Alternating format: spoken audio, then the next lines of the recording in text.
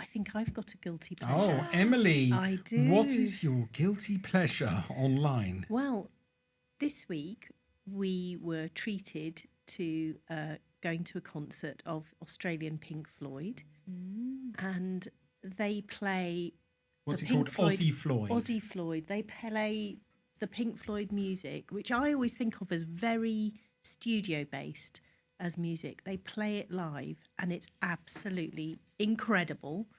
So there was lots of, and Pink Floyd also, you know, I think they're part of their stage show. I understand. I never got to see them live, but part of their stage show involved a lot of visuals, a lot of, you know, use of the screen, and they've got this round screen in the middle with a lot of both 70s footage and also AI generated footage. And so AI art and AI animation is a huge controversial area in society and in our household.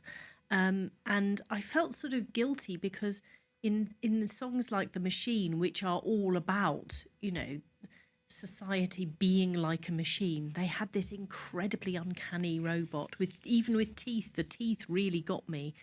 And I think it was all AI animation, but it sort of worked because it was AI animation, because that was the point. And I felt really torn about it because I felt, oh, this is bad and I shouldn't be enjoying it. But the whole thing was really amazing, and also pulled me back to listening to Pink Floyd and reflecting on what a great influence they've been and how familiar all those amazing songs fantastic. were. I want to also talk about it briefly because I just thought it was an amazing thing.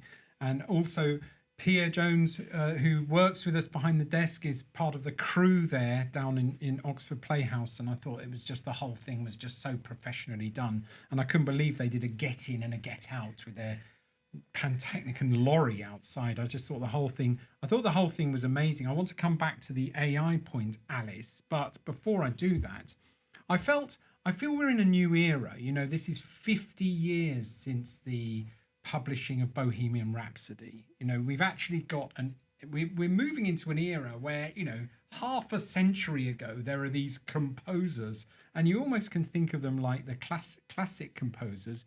And I felt to some extent, I thought the show was amazing. I thought the sound was amazing, like I was hearing an orchestra playing Mozart.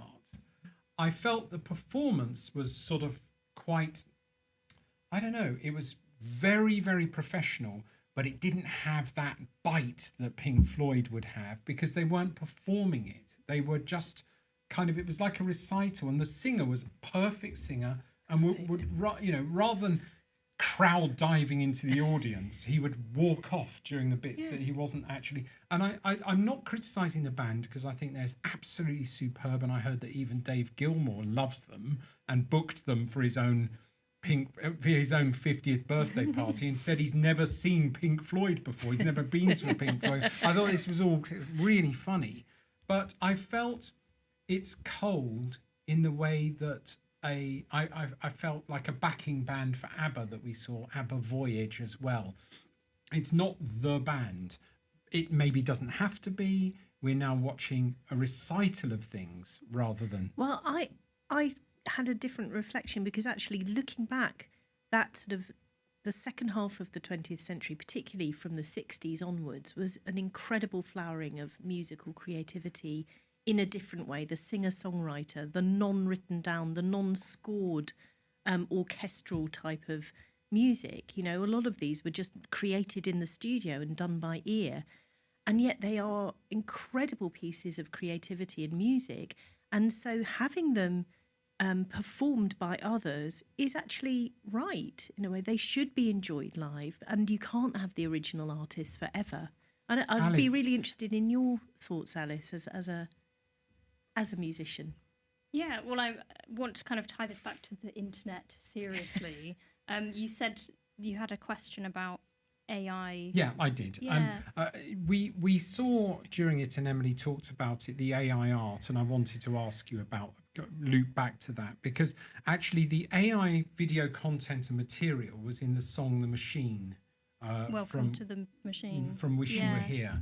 And the AI was lots of uncanny androids. And I remember in the 70s, the machine was like a machine in a factory. And it was just like, it was almost a metaphor for industrialization and mass globalization coming up, and everything's being built by machines. And Aussie Floyd sort of took it a step further, and they made it about AI, androids, neo robots, and stuff that's very, very and quite dark.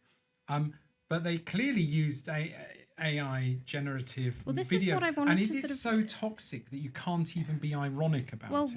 what I wanted to ask you is, how do you know it was AI generated, and how do you know it wasn't crafted carefully over months I don't. Well, graphic the designer? person who told me this, because I challenged them on this, said it's got this yellow AI in it, where everything's tinted yellow. Well, but then it's like, have they done?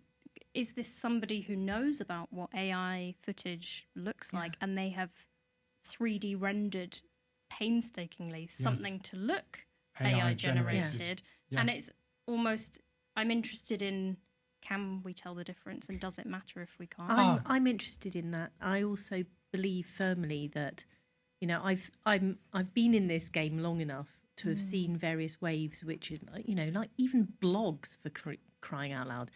Blogs will make everybody into a writer. Newsflash, they don't. Most people cannot write anything.